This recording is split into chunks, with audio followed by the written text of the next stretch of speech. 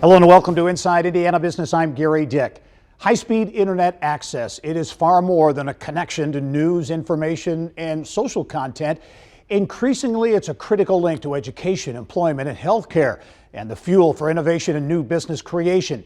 And while Indiana continues to battle the digital divide, the gap between those who have and don't have broadband access, well, there are significant signs of progress. Case in point, nearly $1.5 billion in state and federal funds being deployed to help connect the estimated 150,000 unserved or underserved Hoosier addresses. Private sector companies also getting engaged.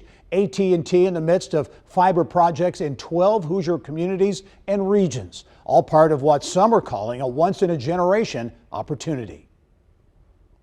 If you're on the wrong side of the divide, your quality of life is impacted. Once considered a luxury, broadband access is now viewed by many as a necessity, and there are signs that Indiana is moving the needle when it comes to connectivity.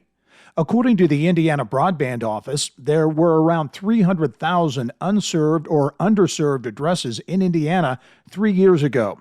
Today, that number is closer to 150,000. Industry observers point to the state's next-level broadband connections and Indiana Connectivity Program created 6 years ago, with unleashing more than $600 million in federal, state, and private funds.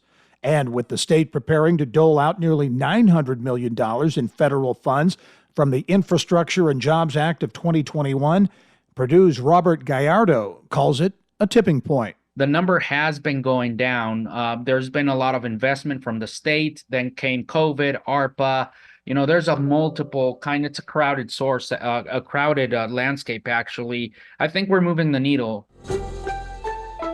Private sector companies are active players. AT&T has inked 12 partnerships around the state to expand fiber broadband, the largest, a $40 million project in Vanderburgh County. And we've run now fiber optics directly to every home and farm in the unincorporated Vanderburgh County. It's about 20,000 locations.